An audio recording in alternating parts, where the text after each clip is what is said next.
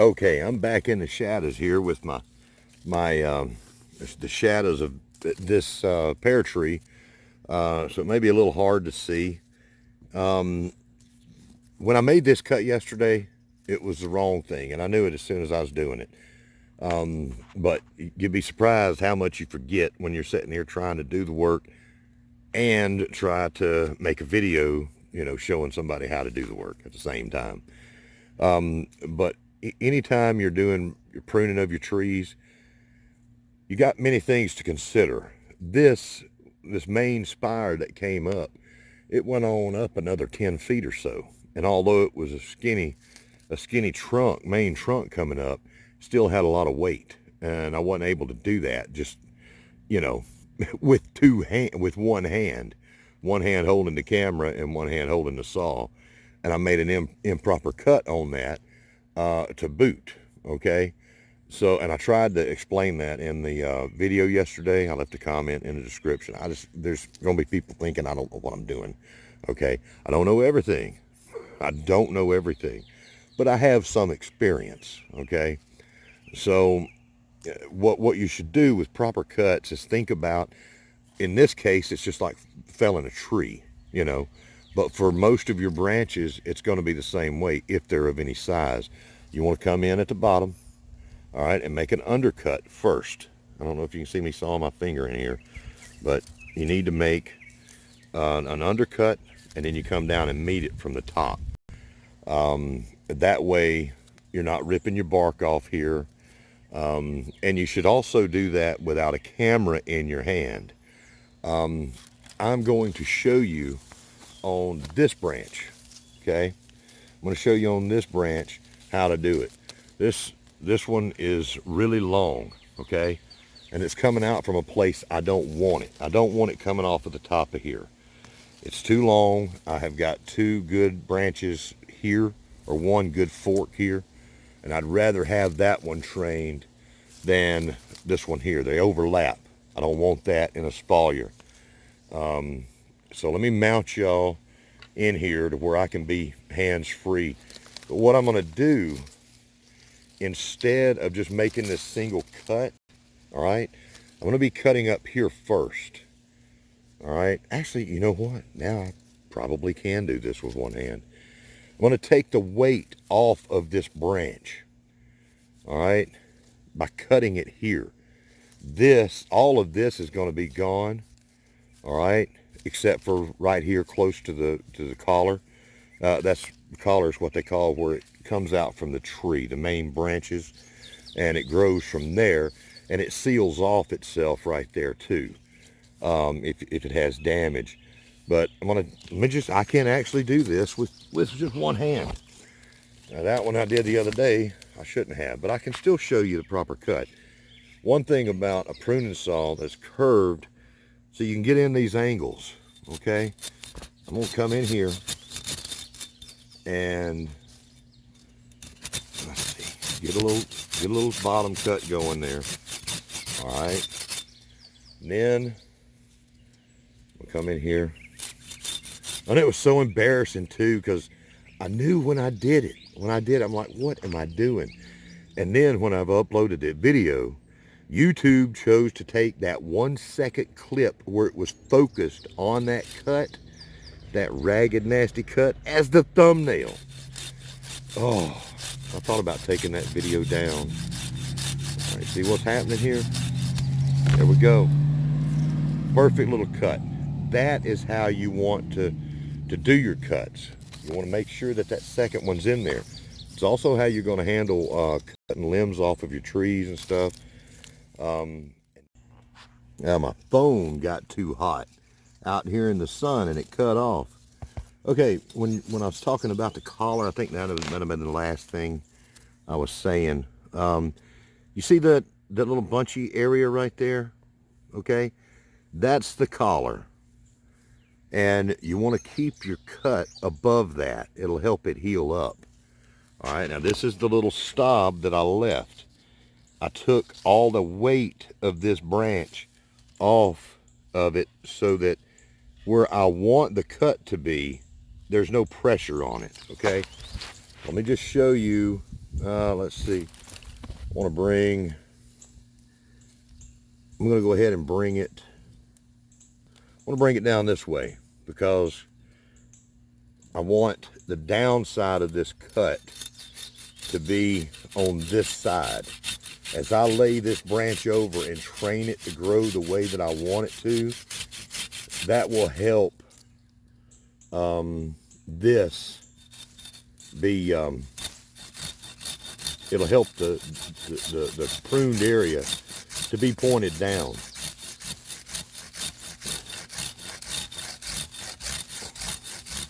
Okay, I'm just coming through here and meeting that other cut. There we go. And that keeps you from further damaging anything. We'll finish that off. All right. Now, when I train it, let me put this saw over here. I'm going to kill my beam that's up under there. My Scott Head single seed challenge beam up under here if I don't watch myself. I babied that. Okay, what I'm going to do is this branch, I'm going to pull it down this way, okay? And when that happens, it's going to keep this angle more this way and more sloped. But something that size you could almost do with pruning shears. But that's how you do most of your cuts. Keep in mind, and lots of things. There's lots of videos out there about pruning them. So I'm not going to try to teach everybody about that. Just wanted to show you that. Now let me show you something unfortunate about this plum tree. Okay, standing back here, my plum tree, this is one of two. I bought two different kinds of plum trees to go here. All right, I bought a Methley and I bought a Santa Rosa. My oldest son loves plums. All right, I wanted him to have some. But, and I've said this before, I had so many tall trees in here and they grew at a certain place that neither my plum tree or the pear tree ever got any shade after spring was on. When all the trees leafed out, these were completely covered in shade for, I would say, 75% of the day. Total shade. There were massive trees all up and down through here. I've since cut them away. Now, if you've got a tree that's like that and it's always in the shade, it's always going to stay damp. And you see how full those branches are. They're just like all up in there. That's not good for your trees. It looks healthy. It's wild looking. It's growing well, right? But those branches are so tight in there, it hinders the airflow. And that also hinders it from drying out. So it's going to stay really moist in there. And that's going to harbor places for disease. That's not what you want, okay? Like this disease. This is a fungal disease. Let's see if we can get this fungal disease in the light. I've saved this tree, or I thought I was. There we go, there's a little light. This is called black knot fungus, all right? It was about 2 years ago that this tree was tiny. It was not much, it was not quite as tall as it is now. With the sun, it's allowed it to explode. But I've already cut it back. I cut this thing all the way back to the trunk almost, trying to get rid of that fungus. But that was kind of a silly idea. The black knot fungus is some pretty tough stuff, and this tree is fully colonized now by this fungus. Every part of it is carrying it. And it's just going to continue to consume the tree and spread the spores. Now, this is a species of plum that's come later. It's from Europe.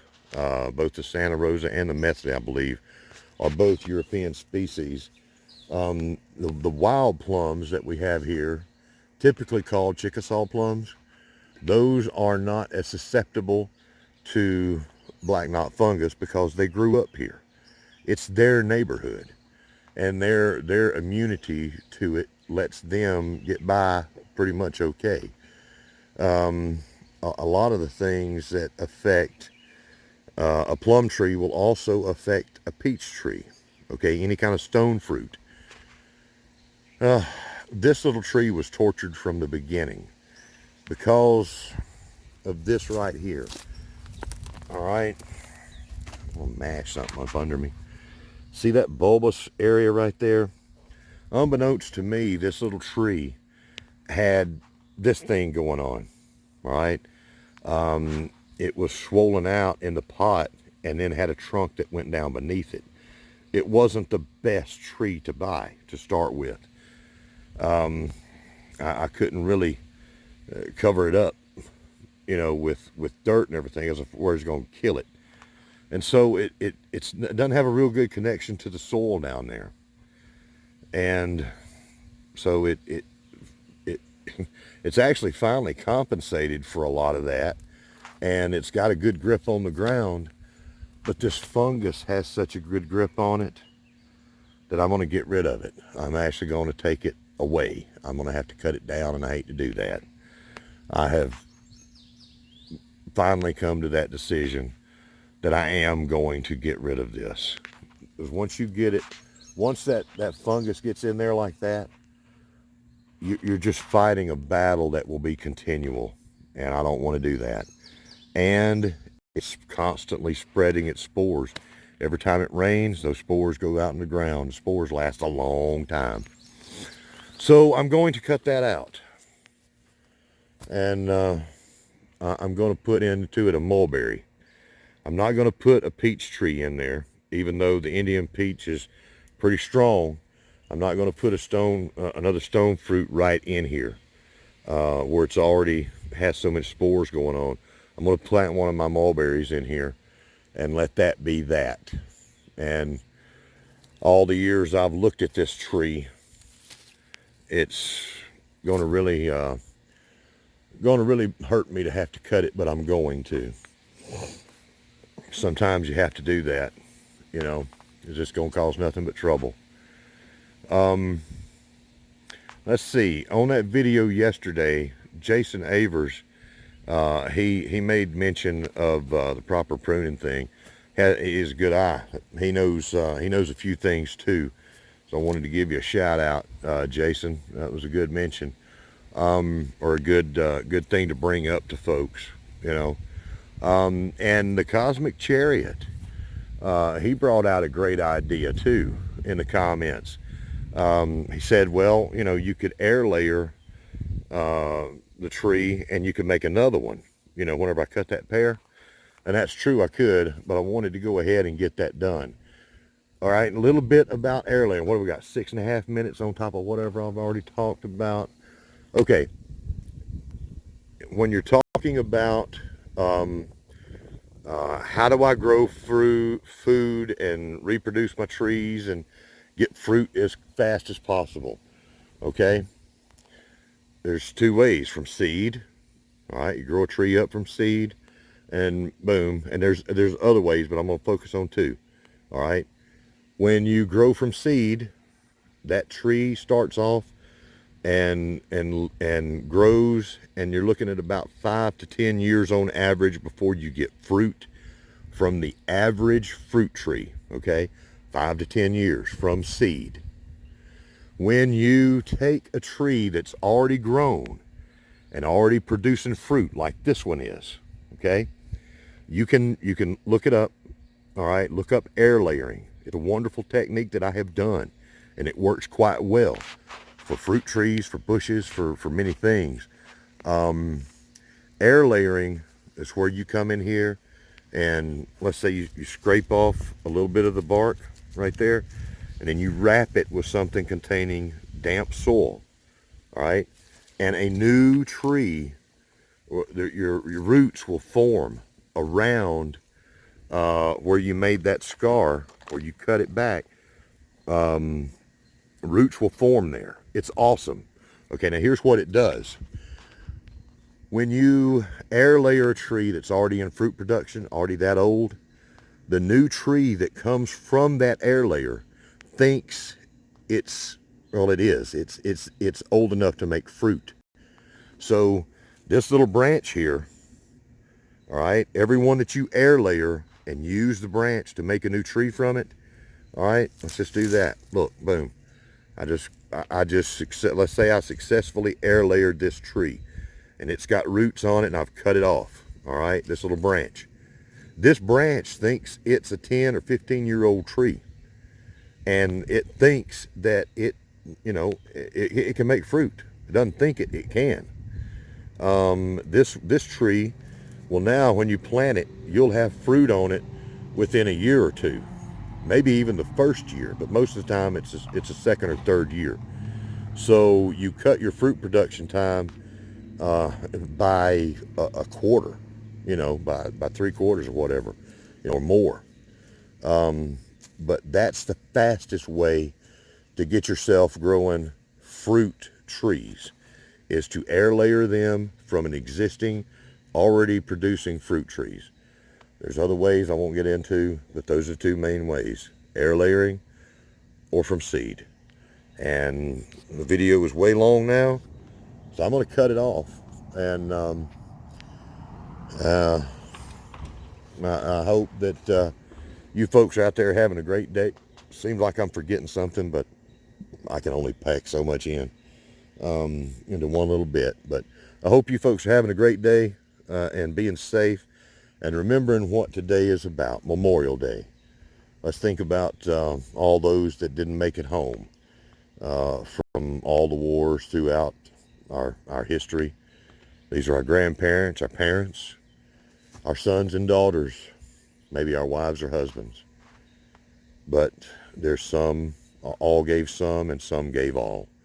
And I want to give a shout out to one more channel, a fine Marine and a man out there somewhere out west. His name is David Hotelling, an amazing young man that always does a wonderful job at shouting out our veterans. And he means a lot to me. Check him out. He's doing hydroponics inside his apartment. Like I always say, there are many ways to grow food, and he's showing you one more way right there. I'm happy to have him on my team, showing people how to grow food wherever you are. So, long-winded, bye. I appreciate each and every one of you. I'll see you tomorrow.